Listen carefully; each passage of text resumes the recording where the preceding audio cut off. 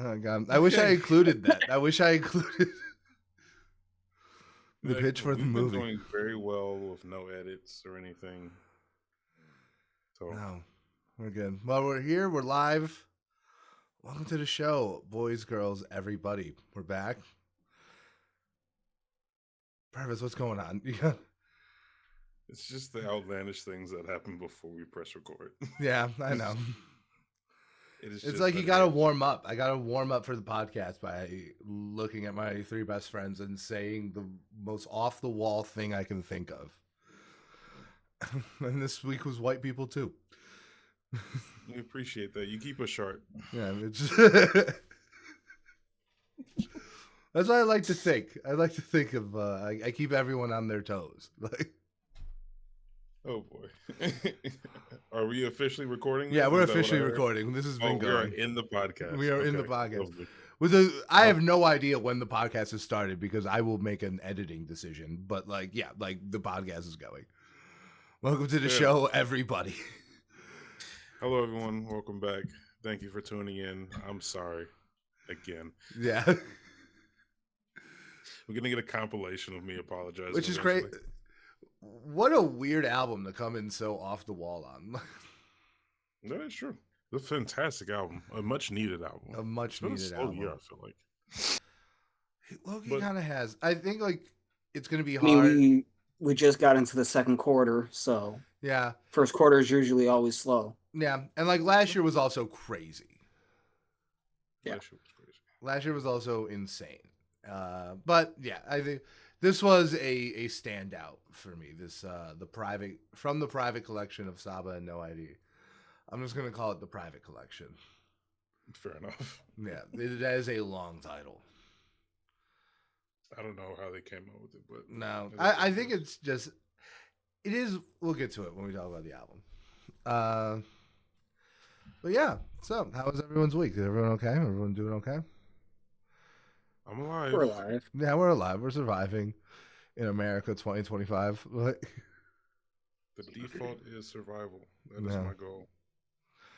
All right, Purvis, you want to run us through not a crazy week with news, so we're going to be jumping right to our review pretty quickly, but we got to talk about some of this. Yeah, it is a cozy cast, and we'll fly through it here. Unfortunately, we are starting off on a bad note. This is insane. Innovative new ways to be a insane asshole. Like, did anyone see the interview? I'm just curious. I've seen segments. But I found the song on Apple Music. You heard the song? I found it on Apple Music. It's short. I put 10 seconds on and turned it off. Yeah. The AI one, right? Isn't it AI? No, this World War III, what we're about to talk about. Okay, so I've heard several things going on. So I guess just to start off, it's under Ye. So when you look for it, or if you do look for it, it's under Ye. The true supervillain of rap at this point. Like, and is it called WW3? Yeah. Okay, it's not on Spotify, I don't think. There is the cover. Oh, subtle. Accurate. Yeah, Kanye West had an interview with academics where he was wearing a black KKK robe. Yeah. And there's many clips from the interview. I've seen some clips. It's wild. It is insane. He's just kind of rambling. Also, academics, known groomer, in case anyone yeah, academics has had quite the last year. But yeah, following up to the crazy interview, there are now the death rumors. They're back. Oh my god. He's threatening to drop WW3. Yeah. I did see one cover. It was centered around the KKK outfit. Yeah, it's nuts. It's nuts that he's doing this. It's nuts that we're here. There's a track list out. The names are just as wild as you. Oh, this is an album. Yes. Called WW3. Dude, make it stop, dude. Like, yeah, and he released a song called WW3, so it's going to be on that album. So I don't know what happened to Bully, but He released it through that AI video on YouTube. Oh yes, with the sun in it. Yeah. Yep. God, it's so insane. What a terrible way to have ears. Yeah. I envy the deaf. What a downfall. Yeah, what a downfall. Like, how much? Crazy? How what? Where do we go from here? Like, I mean, death. That's how like, anyone can. Someone's he's gonna start hurting people. Yeah, that's the only thing. Some people are kind of lost, so it is what it is. It's kind of sad. I went to Minnesota over the weekend, and I listened to my Dark Twisted Fantasy, my beautiful Dark Twisted Fantasy, for the first time And like, wow. in ages. And I was like, man, this sucks. Not the album, but just like the feeling. Yeah, no, it's. I wonder, like, when this is all said and done, like how much we're going, like how much it's just gonna stay in the music for like eternity. The like 30 pairs of Yeezys in my collection want to know the answer to that question too. Yeah. I am so glad I only own 3 now. Yeah. And I don't. I only own 1. I've never bought Yeezys. I hey, feel like I was the winner here. If you want to buy them on resale, I have that. Yeah, you're right. But that's a little widget. I use dirt it cheap. Yeah. You can get them dirt cheap on StockX. Yeah. What's so funny is that like they've been around for so long and are like so, I guess, persistent everywhere, regardless of like who you are. Like you see like old people rocking them, like old women and whatever. It's like, is it really like, yes, it's Kanye's design, but like Adidas has made them it's been such like just like an existing fixture in pop culture. It's like, I wonder how associated people really like see stuff like that being to him, given that it feels like it's been so democratized and like so overexposed. I don't know. They have his name on it. I will say I don't really see people wearing them. Yeah, and I also never see people wearing them. Not anymore. Yeah, not like as much now. I think like it might be a Circles thing. Like I hardly ever see people wearing Yeezys. I hardly saw people wear Yeezys when they were like when I wanted Yeezys. I never really saw people wearing them like that. Yeah, well, yeah, they used to be really rare. I saw a guy in my office wearing a pair of V2s today. It made me think about it. Yeah, I mean, at least in shoe culture. If you're in shoe culture, you did see it a lot, but now no one's wearing them. Yeah, it is what it is. We'll give it 10 years. Yeah, who knows? Boldy James is dropping his 5th album this year. There are more Boldy James albums in this year so far than months. Literally, it's actually insane. I gotta because I've only listened to like one of them. You haven't? Oh, you've only listened to one. Yeah. I mean, I've listened to I think 3. They're all great. They're amazing. It's Boldy James, right? Right. It's hard to be upset at this. Yeah. But yeah, this is the 5th one. Really flooding the zone. Alphabet Highway. He's partnering with V-Don, which is the main producer on the album. It does seem like the theme of all the albums, though, have been collaborations where like a producer just kind of gives them all the beats. Yeah, I think that's cool. Yeah, I'm not against this at all. We've seen the influx of like producers actually getting mentioned, so this is nice. Yeah, no, I appreciate the higher regard I feel like people hold producers in nowadays. For sure. It's such an important thing. Yeah, it really is the life and soul of the whole thing. Right? If you're not making old school hip hop where like the bars are on 100 million, you know, the producer really is doing a lot. And let's be frank, they were even doing a lot for that. Mm-hmm. Some other stuff coming out. Sarah is dropping the deluxe version to Heavy like a year later, which is kind of crazy. Wild. Never heard of that. Except for SZA, maybe that counts. SZA was like a whole different album. Right, it's supposed to be, but she did it, and then she did it a second time with like 3 more songs. Stuck on that album though, it's really good. It's so good. I'm still listening to it. Not like completely and totally. This album for this week dominated my listening a lot, but yeah, really good. Yeah. And then last but not least, we have Duckworth dropping All American F Boy. So yeah, it's a pretty slow week in general. Yeah. Some singles we have coming out. I think this was actually teased over a week ago. But Shaq West featuring Travis Scott, LMB. I believe it's supposed to come to a music video as well. This might be officially a rollout to either a Shaq West album or the Jack Boys 2 that's been in discussion. Which I'm one do ready you for think either. it is? Unfortunately, I actually do think this is for Shaq West, although I wish it was for You Jack think? Boys. Okay. That makes sense. If you had one of the other Jack Boys on it, then I think it'd be more towards Exactly. Yeah. that. And are those songs? I don't know.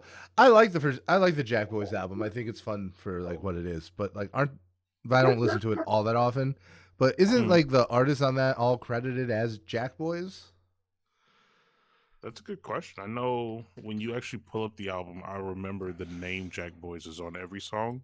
Yeah. But whoever was on it was also listed. That makes sense. Yeah, the only one that didn't have Jack Boys credited towards the song was Had Enough, which was Don Toliver, Quavo, and Offset. Yeah. So yeah, I guess it's a collective thing. Yeah. Yeah, no. I mean, I would rather it be Jack Boys just because like I think that is a more likely to be good album. Yes, it should be a lot of fun. I like Shaq West, but like, You can only go so far. he's not a dynamic artist. Right. It's the collective of everyone that makes it work. Lucky is dropping Free Mr. Banks. Sexy Red is dropping Hoochie Coochie. Shit, that's gonna hit in the club. God. What is Sexy Red doing to America? Man, she almost went for president, didn't she? Might have been a little better, but anyway. Yeah, I don't think she would sign those dumbass tariffs. Like, you might like this next one. Sauce Walker. Yeah, no, Matt Mexican OT, OT. Samsung screens. Yeah, that's cool as fuck. Should be a lot of fun. No. So yeah, a little bit of something. I guess you could tap in here and there. It's been a slow quarter, as Jeff said. So some highlights, but it's been take what you can. It's the beginning of the year. Right. I mean, honestly, though, we got the weekend. That was huge. That's what I'm saying. Like, yeah, we got the weekend. We got the Larry June Life is Beautiful. That was awesome. That was good. That stuck around for a while, and then we got this. That's pretty good. Like one in a month. Yeah, we'll take it. In terms of actual news, like I said, there's not a lot going on recently. Gunna has officially now reached 4 platinums and 1 gold solo album, which is honestly pretty impressive for him. I feel like he's not. I never would have guessed that he had this many listeners. I know he's like very popular because he makes very easy to consume music that is everywhere, like in the algorithm. I had no idea it'd be this much. Yeah, I mean, for a while, I don't think he ever had the title of like carrying it or the king of it, but he was pretty responsible for that Atlanta trap sound when Young Thug was away. So yeah, it's not too surprising. And then also Denzel Curry. Now this isn't confirmed. I think this is kind of based off the story that he posted. Yeah. But Denzel Curry seems to have signed Tia Corinne to Ultraground Records, which would be pretty dope. Yeah, that'd be sick. I think that fits in a circle. But yeah, that's literally everything. It's been a slow week. No, slow week. Some cool stuff, but honestly, a good week to slow down and just like really think about this one album. Yes. And honestly, what a nice album. An on-time album. Exactly. At least for me. Yeah, it kind of dropped when I needed it. I needed this. I feel like we were discussing recently how we just didn't really have a lot of representation out of Chicago. Or at least it didn't feel like it. I think the biggest at least good representation. Yeah. Yes. The best we had was like Chief Keef, because like Chief Keef is having like a bit of a resurgence.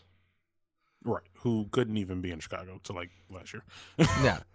And then I don't know. Yeah. But yeah, Chicago has been down bad. Our greatest icon has become hip hop's Red Skull. And then you got Lil Durk. Yeah, Lil Durk, not great. Like, I mean, People in good jail. Going to music. jail. Yeah. He's Ugh. going to jail, so. We got Lupe last year, but Yeah. it was kind of like a concept album. Like, it was kind of hard to consume. I'll put it that way. Yeah, and like, Lupe is a legend for sure. I don't know how much he encapsulates like the Chicago scene, but yeah, I definitely think like, I feel very similar to Common. Well, Common was from a Chicago scene of like yesteryear. Mm-hmm. He's just in a whole different world now. But this I feel like represents the sound of like the scene, or at least that we've seen in our life. This is something that you would think would have came out in like early 2010s. Yeah, this has a very early like you wouldn't expect it in today's day and age from Chicago music. Yeah. I was gonna say after the Chance fall off, I feel like we didn't have that on the street feel in our music in a very long time. Yeah, no, it's been a very long time, right? Because like, I mean, like Smino came up in the scene here, but like he's not from here, like. Right. Maybe you have to openly claim it yourself as well. So, and boy, does this album go hard this for Chicago. This is referencing old neighborhoods. Like, it is great. It feels like home. It really does. Like, just like the jazzy kind of, very brassy kind of instrumentation, especially on Every Painting Has a Price. Like, it just feels like a warm hug. Like, it feels like Chicago music. It's like, oh my God, feels like home. Yeah. The first time in a very long time. And obviously we'll go down the track list, but I was texting Brown about it too. Like, I would hear some lyrics, I'm like, yeah, Saba, I've done that too. Like I've been in this exact situation, and having you put it into an art form and be able to express this, it's amazing. I love it. It's so good. Should we just talk about Saba then? Like, your history with Saba? Yeah, let's do that. Do we just really quickly want to do like a quick round robin of how we feel about the album? Because I feel like we just like breezed right past that. Because in case you can't tell, me and Purvis really liked it. I liked it a lot. Yeah. Jasper? It was fine. I didn't. Oh, okay. Do you want to break into it at all, or do you want to go over the conversation? If we've got more to go into as far as like the background, we can do that first. But either way. Yeah. Well, what's your history with Saba then? Yeah.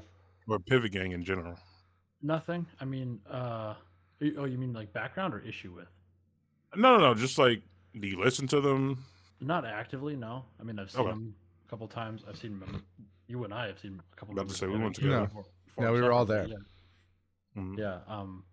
And yeah, I don't know. I mean, it's just it never really grabbed me the same way a lot of other kind of Chicago stuff at the time did.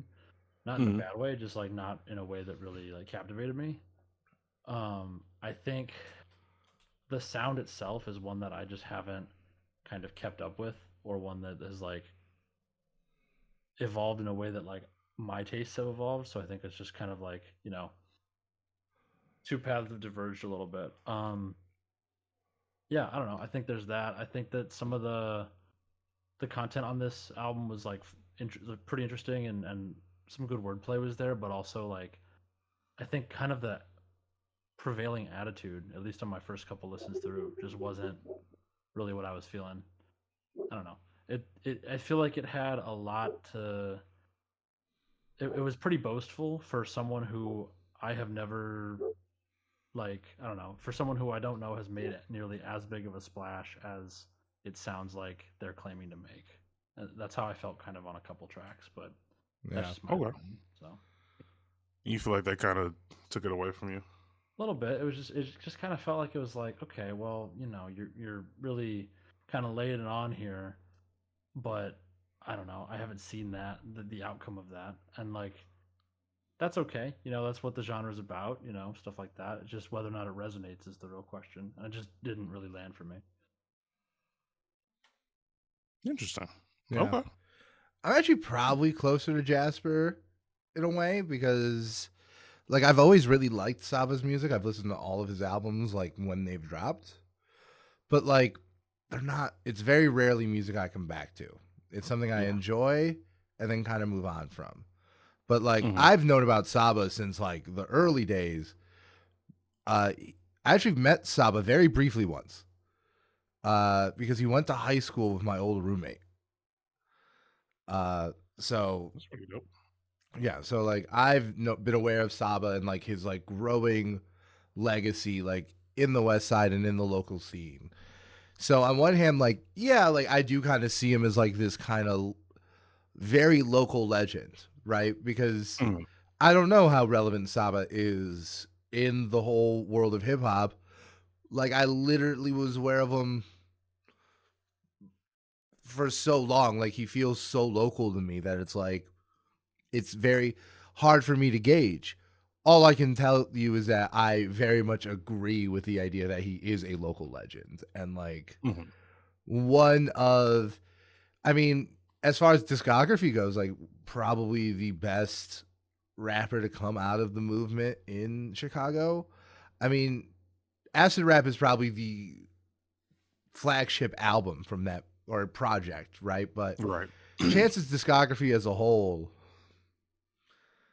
you know, has a real it has some flaws. And like Vic Mensa, which I feel like has a stronger discography than Chance, like also has some flaws in his discography. Saba, I think, has just kept getting better and better and better. I really liked his album that came out in 2022. And there were some songs on that album that like caught me, but I only listened to the album all the way through in earnest like once or twice. This one is like where I really locked in and was like, oh shit, like I am fully invested in Saba just like as like maybe one of my favorite rappers. I really liked this album. Right? Like I'm wondering if I'm going to go back and like recontextualize his past projects, but which I once again have always really liked, but like you know, it just hasn't been the thing I go back to day to day. This has been like, you know, like I'll start listening to this album before I even think like, oh, should I be listening to something for the podcast? Because I'm engaged with it that much. Right. And like, you know, I think just because I'm aware of this long arc he's had, you know, I think a lot of the braggadocious stuff really does land for me. You know, like I've seen it. I've seen him go from a guy who rapped outside of St. Joe's in Westchester to like from the private collection of Saba and No ID. It's like it's been a ride. It's been a ride. So, you know, and to be fair, the guy has his name on like every classic Chicago project. The dude's on Angels. Yeah. Like I feel like for me at least, and not to cut you off, but we were talking about it on Instagram where I was surprised that Nav had more streams than I think it was G Herbo or whoever dropped. Yeah, it was G Herbo. It's like the opposite feeling where like I hear G Herbo all the time and I'm like, oh, he must be like nationally like huge, but like no, he's just like a local legend here. For me, Saba's the opposite because I actually do listen to him a lot, and I'm like, oh, he's a local legend, but like he's had albums that has like Care For Me specifically. Actually, I wish I had the list pulled up. There's a list that Spotify made that was like considered classic albums of the modern time. Oh yeah, and Care For Me actually reached that. I remember. Yeah. So like it absolutely is. He's a pretty big name. Yeah. So that's just I've listened to Saba all the way through his whole discography. I've been here for the ride. I do recognize he's not as big as like Chance or something like that, but he is crucial to like hip hop coming out of Chicago at least. Yeah, especially on the part of the city that we're from.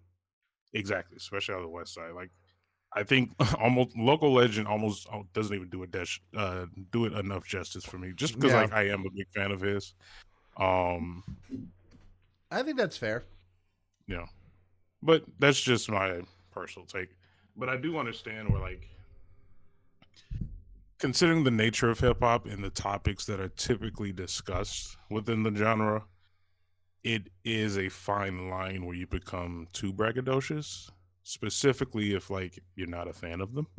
Yeah. Where it's like, what are you really bragging about or boasting about when like I don't feel that way is coming out of you. But I get it. Yeah, and also like my main association with Saba is Chance the Rapper, just because that was my introduction, Mhm. and seeing how Chance fouled his own career in a lot of ways and exhibited a lot of the very like I think in a lot of ways like pretty gross overconfidence in his own, not only his own abilities but like in his, I guess, career trajectory and like the, I don't know, it's giving like I'm preordained to inherit, the mantle of like Chicago hip hop because Kanye said so, and then really not putting in the like showing up with the work to the body of I work see what you to mean. No, capitalize on I that. see what you mean. Yeah. And I see that exact, or I heard that kind of exact sentiment kind of coming from Saba. I walk into a theater and my light's too bright and like all this shit. It's like, dude, Mhm. come on. Like don't repeat the mistakes of the guy who kind of put you on a little bit. I don't know. That's just how it made me feel. I guess I can understand that.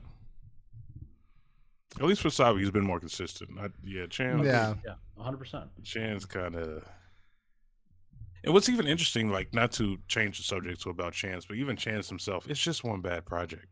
Yeah, That's but really it. Like, it's also And the it's fallout. Years big. of Yes. nothing. Yeah. Right. And don't get me wrong, like I understand. I'm not Yeah. going to downplay it because I have recently kind of gotten off that Chance boat, but I do have to remind myself it's one bad album. Yeah, it is one bad album. Once Chance, if that next album is good, that's gonna be a game changer. But like, there has to be a next album, Right. It has and to be. like, dude, You it's need to been drop it. coming for too long, right? It's not. That's not great. That's not a fun experience for anyone to be waiting this long for it. Like, that thing got previewed. Jeff went to it a year ago. More than that, Yeah. right? Yeah, No, it was last year. It was in April last year. Yeah. Speaking of And which, but the thing is, that one bad album was his first official album. yeah, Yeah. and it was like when he was at Oh. Critical Mass. Yeah, no, that was the worst time too. It was a bad timing. Jesus. Yeah, it was The bad worst timing. timing. Yeah, It was bad. I think that like I've said it before, I'll say it again. I think that the like digital age has really kind of blurred the lines between what is a mixtape and what is an album, and I don't think it really matters anymore. Mhm. I think that there's in a lot of ways, Acid Rap and Chance 3 Coloring Day or Coloring Book are both full-fledged albums in the way that they come across, the way Yeah. they present themselves, and Yeah, the quality 100%. and recording and the features and yada yada. But yeah, I think my quote last week or last time we were on, that was what I said about just the Chicago scene was Chicago rap is in shambles. Mhm. Like I think that's still true. I don't think this album necessarily does nearly enough where it's like it's fixed, but I think this is a Oh, step yeah, in the right no. direction still. Even Yeah. so, with my gripes. Yeah. Good take, yeah. Jeff, what's your history with Saba? Because I don't have any. yeah, this is No? like your first like introduction to him, really. Yeah, like this is actually like the first time I've actually sat Oh, down wow. and listened to an album of his. Okay. So what are your thoughts then? I like You're the album. I like the Okay. album. I like everything. How it feels like a Chicago album, and driving through the West Side myself to get to work, it feels like it fits the area. Because like when I was listening to this, I was hitting traffic. It had me get off at Independence and get around, Yeah. and this song and like this album's Yeah. playing, and it fits. Yeah. Dude, I was It listening does. to this album while I was driving to O'Hare yesterday, and it was like, oh, This hits like yeah, this just it's hits. perfect. Like, it just feels like it, right? Yeah, It feels like the music played, like people played in their homes on like weekends growing up, I'm about to say it's summertime, windows down, just cruising, just right? yeah. And I think the Works. thing for me that has really stuck about this album is like how many of just like the songs to me just like really, really work as songs. Like I feel like Saba and Smino both like are artists that like I really engage on like an album like basis.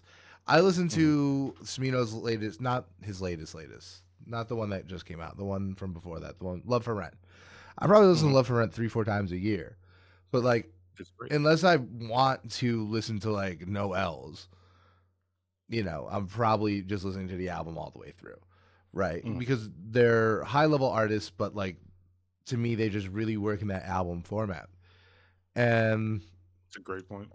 Saba, I feel like, without letting down any of like the pacing or like editing of the album, like I feel like a lot of these songs really, really worked on a song level, right? Like you can tell, like I can think like, oh, Big Picture. I'm like, oh, it's the one with all the camera puns. Man. Yeah, he does a like, great job at like head balancing. wrap, like, you know, a lot. I think he does like a really good job of like balancing, you know, making stuff that's like great for like the song and like stuff like just like putting everything together, right?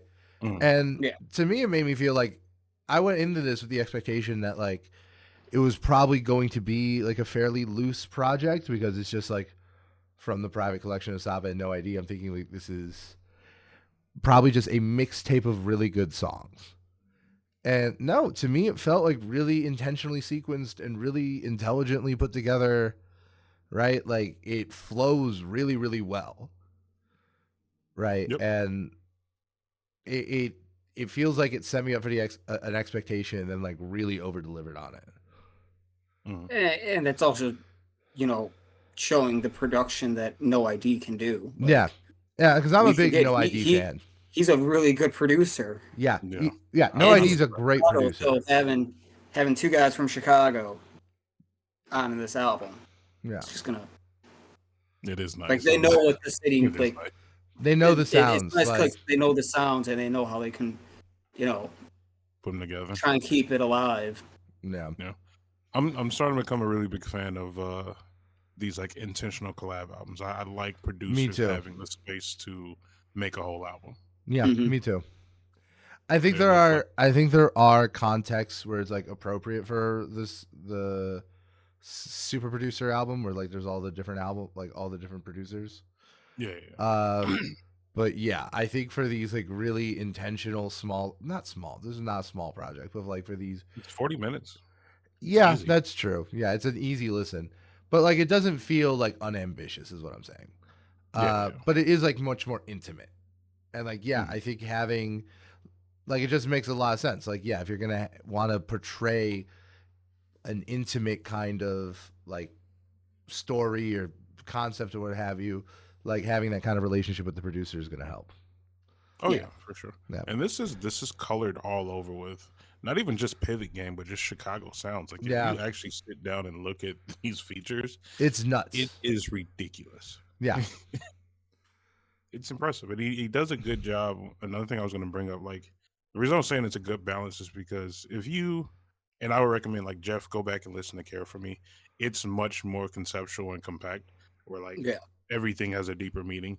This does a really good job at like having those braggadocious raps that you can like flex to, and also deeper meaning. Like Rose of the World is amazing. Yeah, it's a deeper meaning song. Head Rap.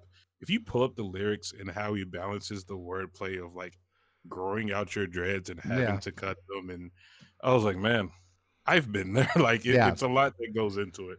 It's pretty good. Yeah, no, there's a lot of moments like that. There's a lot of moments that just feel like really like a specific time and place. Do we want to go through like what like highlights from the album? Yeah. Okay. You want to start? What's everyone's favorite track? Favorite? What's everyone's favorite track? Because to me, there's one that stands above the rest, and that's How to Impress God. It's such a good song. Yeah. It's a great song. Yeah. No, the beat goes insane. And if you know Saba, this is a very important song. Yeah. It's a great song. Yeah. So I think those last three songs are all killer, no filler. But that beat, I just want that beat to How to Impress God to play every time I walk in, every time I'm like just doing something. Just like a theme song to your life. Yeah, pretty much. No, that's a really good one. West Side Bound. West Side Bound is really good. Reciprocal City. Yeah. I like that one a lot. Okay. Big picture, I love the wordplay. I think that's one of the Same. Yeah, it's very it's fun. a lot of fun on that song. Oh my god! The first time I heard like "I'm from the city with the point and shoot," I'm like, okay. Yeah. It's like Head Wrap is another one. Nah, Head Wrap's Yeah. up there. Head Wrap's Wrap's Woes of the incredible. World. Very high up there. Yeah, Woes of the World is fantastic. No, yeah. God, I don't think there's like a bad no, song. there's no bad songs. No, I love the sample on Act 1.5. Right, like that just that bass line kind of repetition. It's so good. It's such a good like little like rap interlude, right? And I think that's the other thing I like is that it's very hip hop. Yes. Right. It is very like I don't want to say like traditional because it's very like of a modern time, but but it's this. It just feels organic, right? Like so much. This feels like the opposite of something that was like created for mass engagement, right? Like it feels like very intentional. Yes, for sure. I was gonna say after the whole beef went down, I don't know what episode I said it, but I was kind of saying like I feel like that real hip hop sound is gonna start like coming back. Where like people are gonna come back very aggressive. It's gonna be very intentional. Yeah, and it's gonna promote.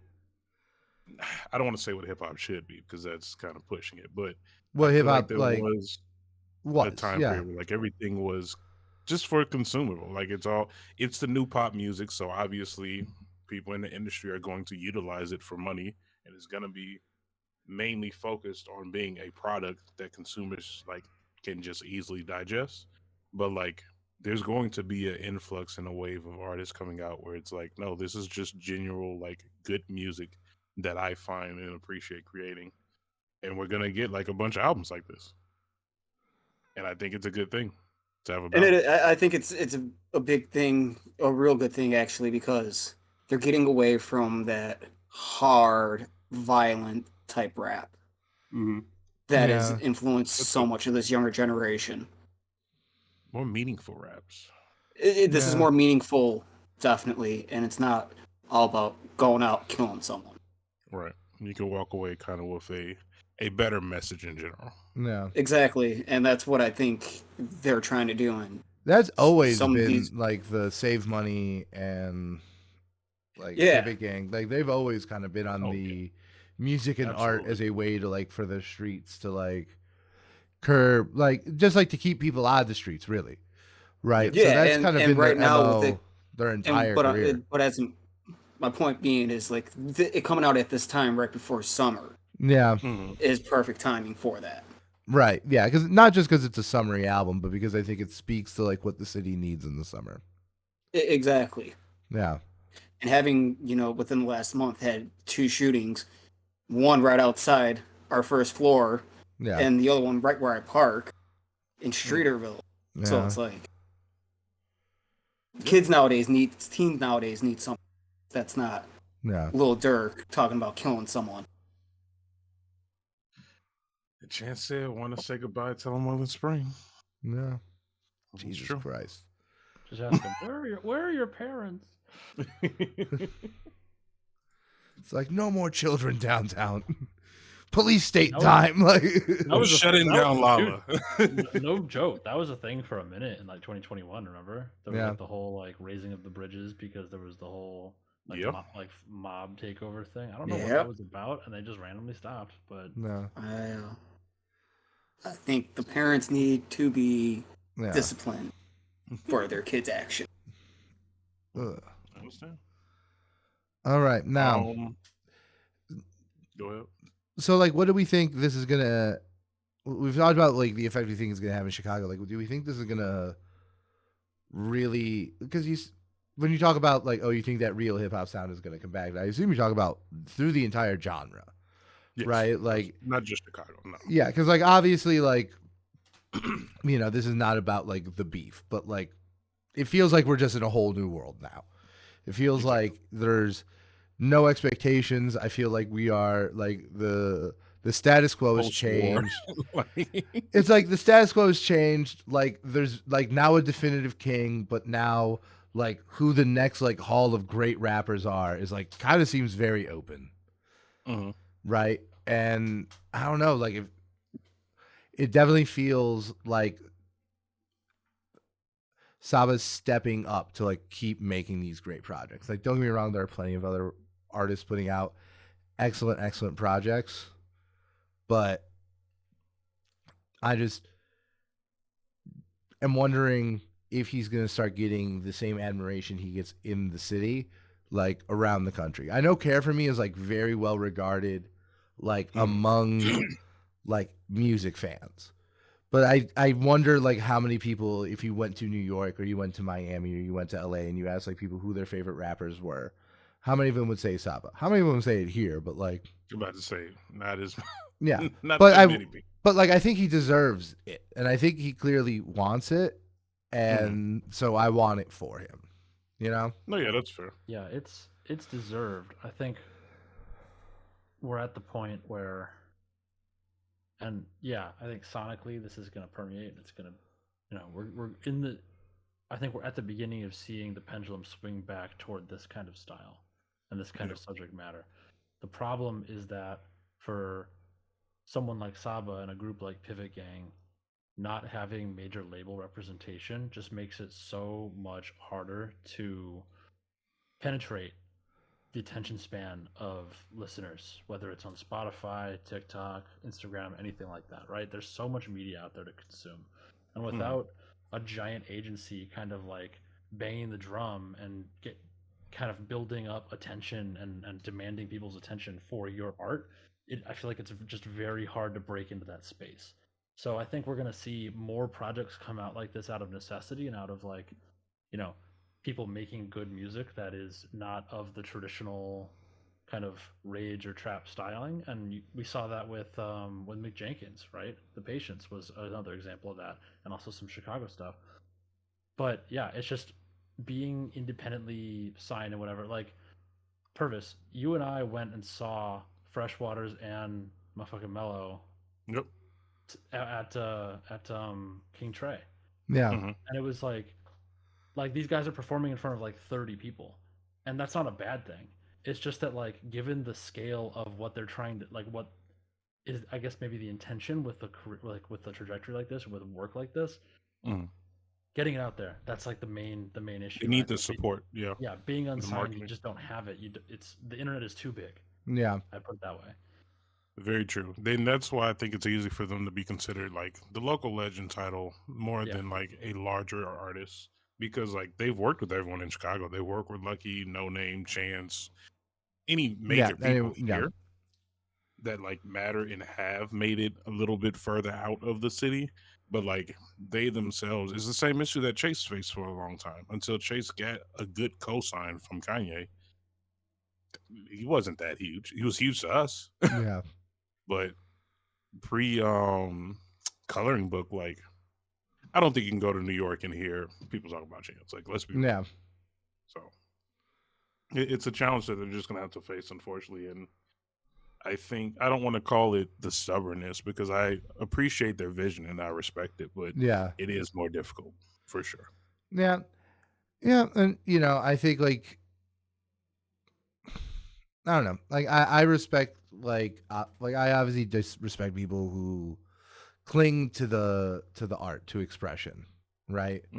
Because like it's, you know, like I don't think that there aren't great albums anymore. I think there's the same amount of great that there has always been, but it feels like there's a lot less good, if you know what I mean. Right? This is how I feel about like a lot of things. I feel this way about movies right now. I feel like there's still plenty of great movies, right?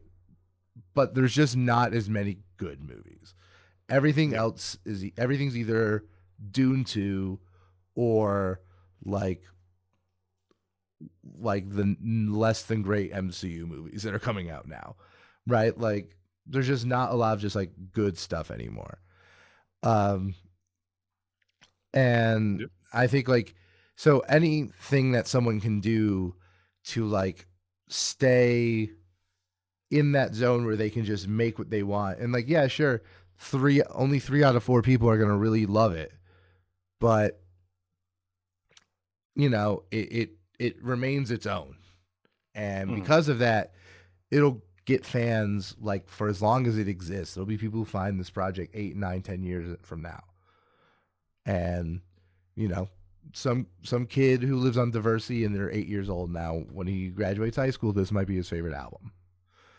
Right? Yep. And like when you hold on to the art like that, you can make these lasting impressions. The issue is then, like you get that lack of penetration, but it's like, what matters the most to you? Totally.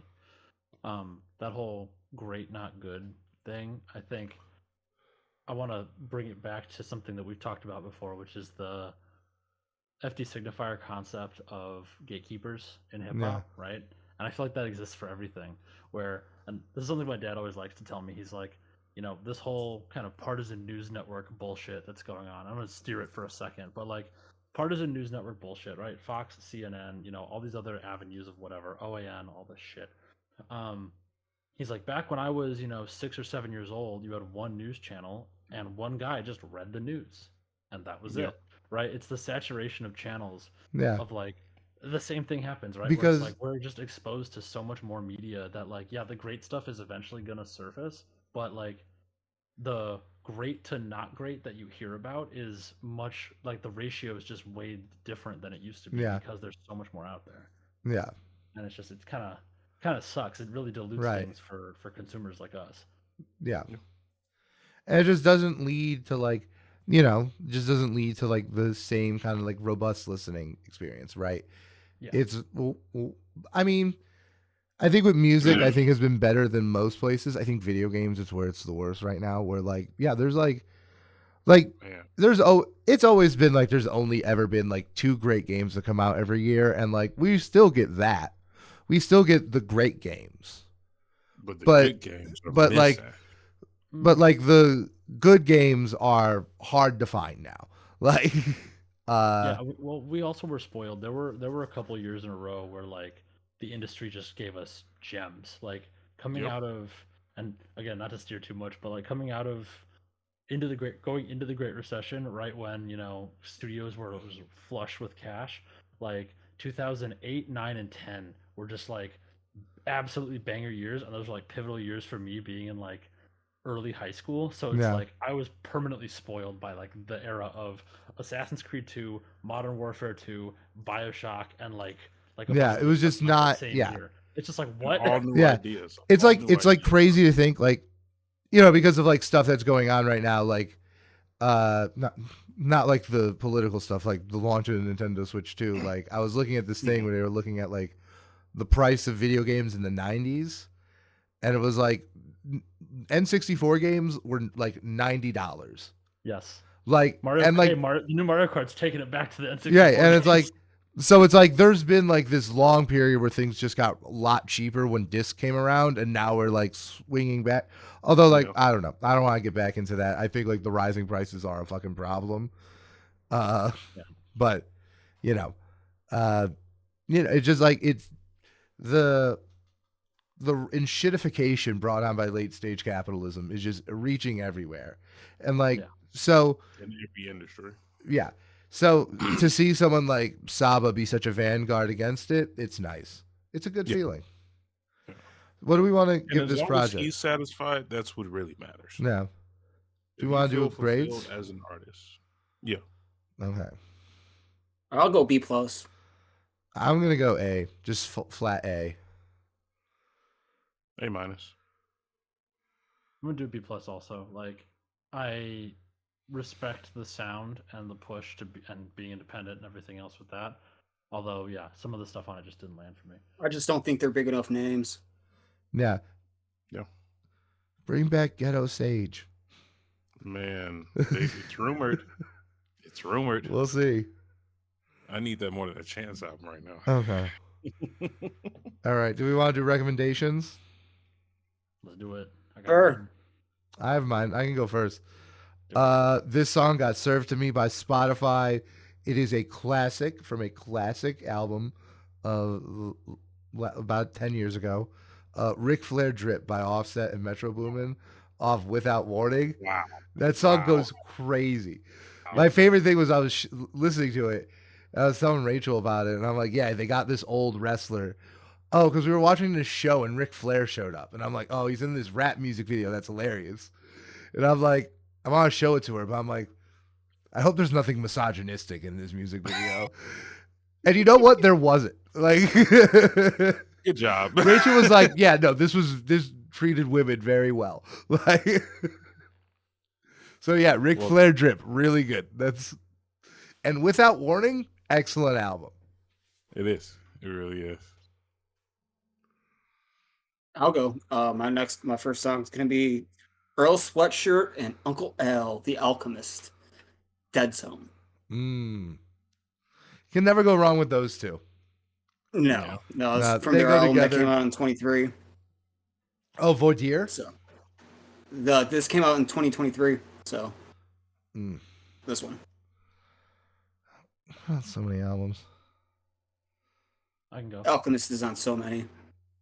My first one is gonna be "Save Your Tears" by The Weeknd. That's a fun one. Nice. Classic. Still on the weekend push. Slick Love it. pop cut off the second half of After Hours. You know.